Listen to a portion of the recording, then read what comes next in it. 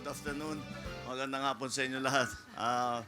Andito ngayon tayo para simulan yung dredging at saka paglinis ng ating mga creek, mga river, mga ilog, lahat ng ating waterway, yung pinagdadaanan ng tubig.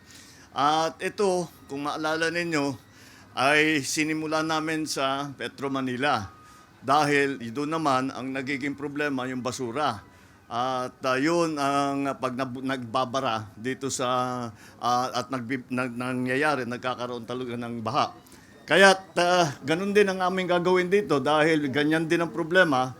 At kung titignan ninyo sa mapa, yung last time na nagbaha ang mga ilog dahil lahat ng labasan ng tubig ay barado. Kaya kailangan natin linisin ito. Nakakagulat nga kung titignan ninyo yung backhoe, wala ng tubig, nakapatong na sa lupa. Ibig sabihin talagang napakababaw na ng tubig. Kaya kailangan ayusin, kailangan linisin lahat ito. Tinatanong ko sa mga local official kung kailan ang last time na hinukay ito, lininis ito. Wala silang maalala kahit kailan. Kaya first time ito siguro in decades. I'm sure nangyari na itong it happened in but matagal na in decades na hindi nalinis ang ating mga waterway, ang ating kung saan nagdadalo yung tubig.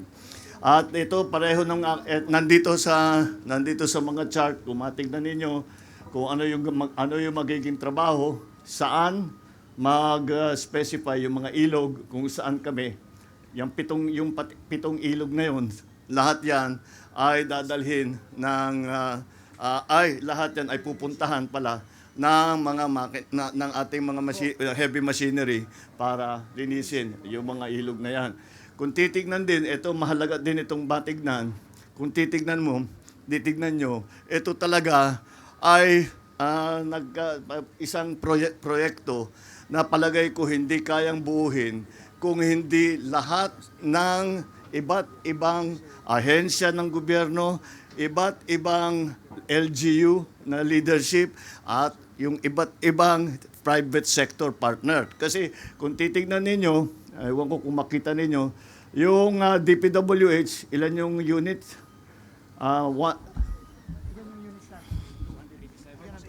Lahat is 287. Pero galing sa DPWH is 32 units. Galing sa LGU 24 units. Ang private sector, yung San Miguel at saka yung Metro Pacific na tumutulong din sa atin, nandun din sila doon sa Maynila. Private sector kasama ng San Miguel at saka Metro Pacific, napakarami silang pinakamarami, 51 units. Kaya kung hindi nagsama-sama lahat ng ahensya ng gobyerno at lahat ng ating mga partner sa development, dahil lagi ko nga sinasabi, hindi kayang gawin ng gobyerno na lahat. Kailangan matulungan, kailangan matibay ang koordinasyon sa ating local government. Kailangan matibay din ang koordinasyon sa private sector. At kapag nangyayari yan, nakakagawa tayo ng ganitong klaseng proyekto na magiging maganda. Ang projection natin, ang pangako sa atin, 1 year. So ang pangako sa akin, pagka umulan ulit, hindi na magbabaha. So mga 9 months na trabaho, bago dadating ulit ang ulan, hopefully by that time, hindi na tayo makakakita ng baha, kagaya ng nakita natin noon. Dahil lahat ng nakaharang, lahat ng barado na labasan ng tubig, ay yun ang lilinisin at hindi na mababara, may dadaanan na yung tubig palabas. Kaya yan ang project natin. Okay, I'm sure.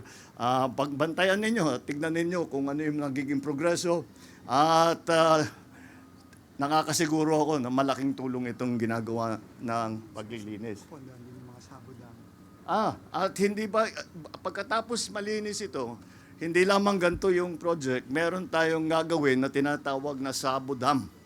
Ang Sabo Dam, yung maliliit na dam na mula sa bundok pa nagsisimula at kinokontrol yung takbo ng tubig.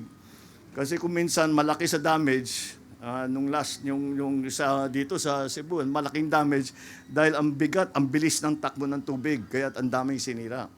Ngayon, paglalagay tayo ng Sabo Dam, yung Sabo Dam ay hindi dam yan na mangungulekta ng tubig. Ginagawa niyan, kinokontrol ang takbo ng tubig. Hindi lang nag-iisa yan. Siguro mga 3, 4, baka 5 pa sa papapuntang pababa. Kaya yan ang isa pang hinihingi natin ngayon na ilagay sa budget na magkaroon ng pondo para hindi lamang dito sa desiltation, kung hindi pati na yung paglagay ng Sabo Dam doon sa iba't ibang lugar kung saan dapat. Andito yung ating mga hydrologists, ating mga experts, sila magsasabi sa atin kung saan ang pinakamagandang lugar para ilagay lahat yan. So, patuloy ang ating ginagawa para tiyakin na yung mga problema na nagdudulot ng baha at kaya naman lagi tayo nag-aalala kapag umuulan, sana makarating tayo sa panahon na kahit umulan ng malakas, hindi natin inaalala na maibabaha ang ating mga bahay, ang ating mga tirahan. So that is what we are trying to do. This is what we are attempting to start now. Patuloy pa rin ito. Hindi lang for the next 9 months ito. Kahit na matapos na yung trabaho, babalikan ulit yan.